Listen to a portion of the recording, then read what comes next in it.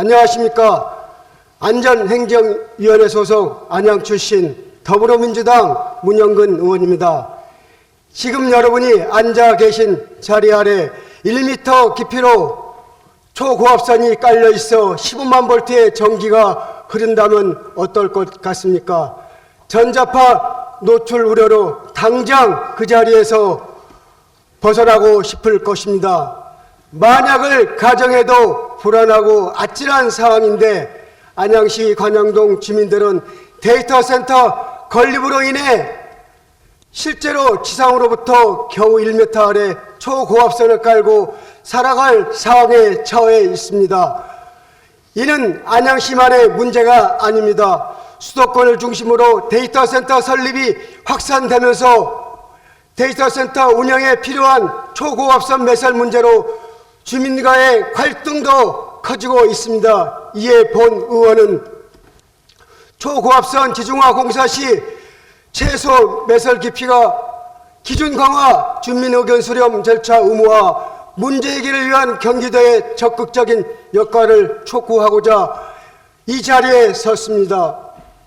산업통상자원부에 따르면 2029년까지 추가로 이어질 데이터 센터 86%가 수도권에 몰려 있으며 그중 61%가 경기도에 설립될 예정입니다. 데이터 센터를 운영하려면 15만 4천 볼트의 초고압선 전력이 수십 메가와트 공급돼야 하고 냉각 과정도 필요합니다. 안양시 동안구 관양동 인근에 생길 데이터 센터는 올 4월 준공을 앞두고 있지만 고압선의 매설 깊이가 다른 시군에 비해 얕고 표출 자료와 어린이집, 유치원, 초등학교 등 아이들 밀집 지역과 주거 지역을 지나고 있어 안전에 대한 우려로 주민들이 공사 중지를 요청하고 지금까지도 반대 시위를 이어가고 있습니다. 하지만 사업자는 법령에 정한 기준을 지켰고 전자파가 인체에 미치는 영향도 세계보건기구의 견해와 법적 기준에 부합하는 수준으로 낮기 때문에 법령에 문제가 없다고 주장합니다. 참고로 관련 법령에 따라 지중 전선로 매설 기준은 표출 자료와 같습니다. 현재 문제가 되고 있는 안양시 데이터 센터의 초고압선 매설 깊이는 1m이고 몇몇 구간은 그마저도 되지 않습니다.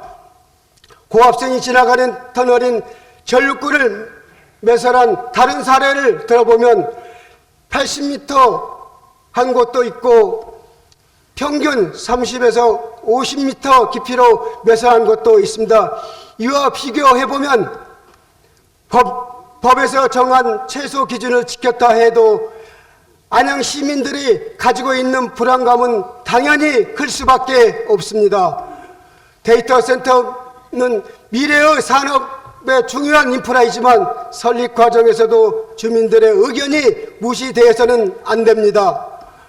이에 본 의원은 데이터 센터 시장을 활성화하면서도 주민과의 갈등을 막기 위해서 국회와 정부의 현행 법령의 개정에 고압선 최소 매립 깊이 기준을 강화하고 주민 설명회 등 의견 수렴 절차를 의무화할 것을 강력히 촉구합니다.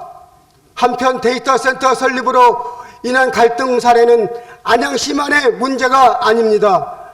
김포, 용인, 시흥 등 경기도 곳곳에서 발생하고 있습니다.